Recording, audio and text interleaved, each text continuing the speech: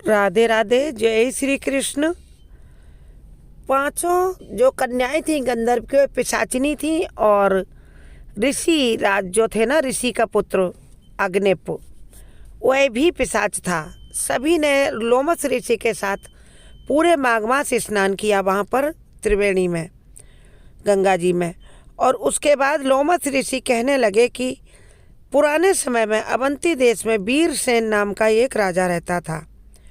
उसने नर्मदा के किनारे रहकर राजसूय यज्ञ किया और अश्वमेध यज्ञ भी किए, जिनके खंबे सोने के बनाए गए थे। इतना सुंदर वहाँ के चंदोबे सजाए गए थे कि स्वर्ग जैसा अनुभूति वहाँ पर होती थी।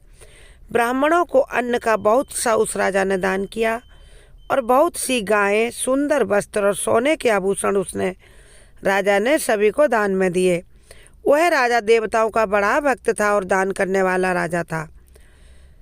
भद्रक नाम का एक ब्राह्मण, जो अत्यंत मूर्ख, कुलहीन, कृषि कार्य करने वाला, दुराचारी तथा अधर्मी था, वह अपने भाई बंधुओं का त्यागा हुआ इधर उधर भटकता हुआ देव यात्रियों के साथ प्रयाग में आया, और माघ के महीने में उनके साथ 3 दिन तक स्नान उसने वहाँ रहकर किया त्रिवेणी में। माघ का महीना चल रहा था, भटकते भटकते वह वहाँ जा पहुँचा, और अन्य ऋषियों मुनियों के साथ, देव यात्रियों के साथ उसने भी वहाँ 3 दिन रहकर ब्रह्म मुहूर्त में त्रिवेणी का स्नान किया।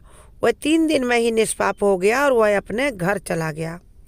वह ब्राह्मण और राजा दोनों एक ही दिन मृत्यु को प्राप्त हुए। मैंने इन दोनों को बराबर इंद्रलोक में देखा। तेज, रूप, बल, स्त्री, वस्त्र और आभूषणों में दोनों समान थे। ऐसा देखकर उसके महात्म्य को क्या कहा जाए जो उसने माघ मास में स्नान किया। राजसूय यज्ञ करने वाला स्वर्ग का सुख भोग कर फिर भी जन्म लेता है। राजा ने तो राजसूय यज्ञ किया, अश्वमेध यज्ञ किया, कितने पाप कर्म कभी उसने किया नहीं, और कितना पुण्य किया, कितने ब्राह्मणों को गौएं, हाथी, घोड़े, सोना चांदी सब दान दिया। कहाँ हुआ है एक ब्राह्मण जो इतना अधर्मी था, उसको परिवार द्वारा त्याग दिया गया था। सिर्फ 3 दिन का त्रिवेणी में माघ मास में स्नान करके ब्रह्म मुहूर्त में उसने वही फल पाया। और लोमस ऋषि कहते हैं कि राजसूय यज्ञ, अश्वमेध यज्ञ करने वाले को स्वर्ग का सुख भोग कर फिर भी जन्म लेना ही पड़ता है, परंतु संगम में स्नान करने वाला जन्म मरण से रहित हो जाता है। गंगा और यमुना के संगम की हवा के स्पर्श से ही बहुत से दुख, दर्द, शारीरिक मानसिक ताप नष्ट हो जाते हैं। और अधिक हम क्या कहें, किसी भी तीर्थ में किए गए पाप माघ मास में प्रयाग में स्नान करने से नष्ट हो जाते हैं। मैं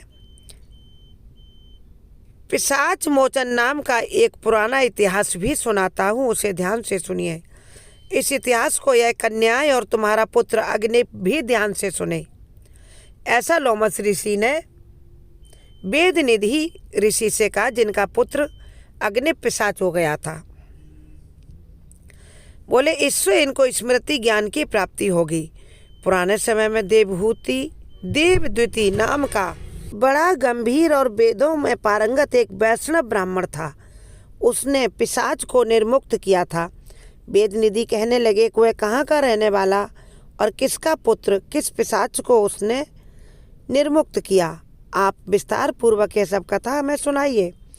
लोमस ऋषि ने कहा, किल्पज्ञ से निकली हुई सुंदर सरस्वती के किनारे पर उसका स्थान था, और जंगल के बीच में पुण्य जल बहने वाली सरस्वती नदी के किनारे पर वह रहता था।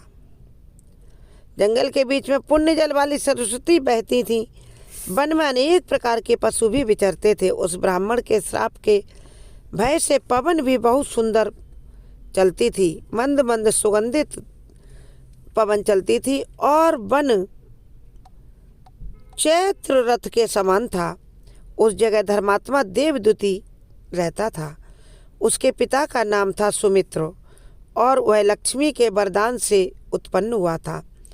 वह सदैव आत्मा को स्थिर रखता, गर्मी में अपने नेत्र सूर्य की तरफ रखता, वर्षा में खुली जगह पर तपस्या करता, हेमंत ऋतु में सारस्वत सरोवर में बैठता और त्रिकाल संध्या करता।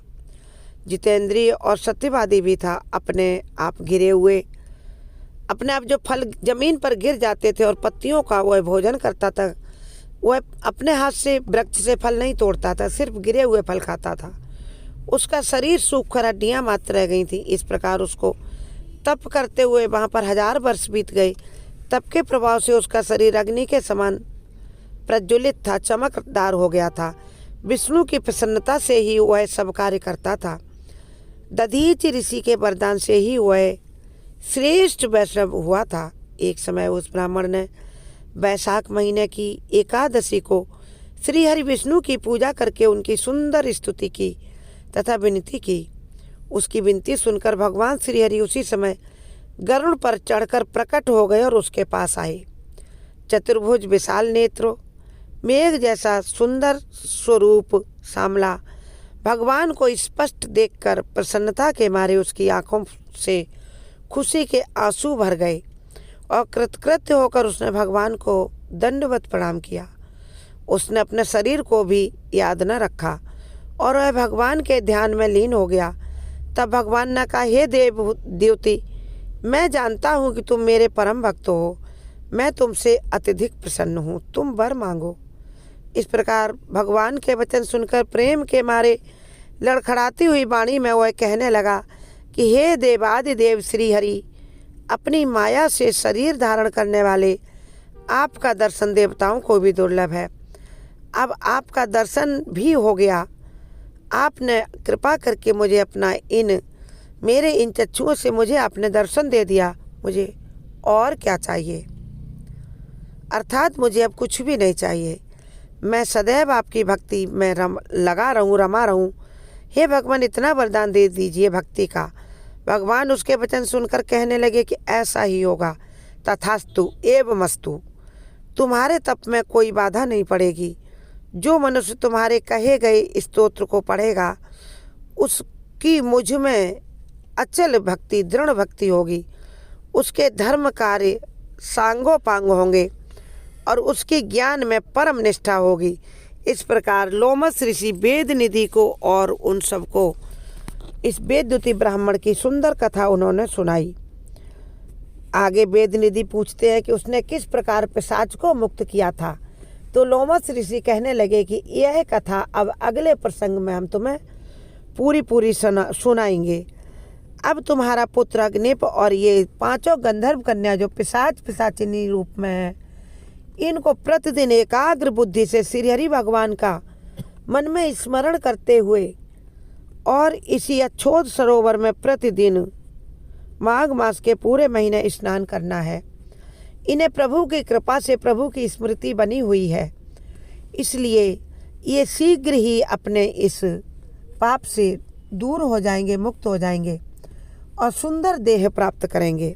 ऐसा लोमस ऋषि ने वेद निधि ब्राह्मण से कहा और लोमस ऋषि के साथ वेद निधि और वो पिशाचिनी प्रतिदिन वहाँ उस अछोत सरोवर में ब्रह्म मुहूर्त में स्नान करते थे। आगे की कथा हम आपको कल की इसमें 22वें दिन की कथा में सुनाएंगे। तब तक आप सभी स्वस्थ रहें, मस्त रहें। हमारे चैनल का वीडियो देखें और चैनल सब्सक्राइब करें। वीडियो अच्छे लगे तो लाइक शेयर करें और कमेंट बॉक्स में जय माँ लक्ष्मी लिखना ना भूलें। माता लक्ष्मी की कृपा सभी पर अनवरत बनी रहे। जय जय माँ लक्ष्मी।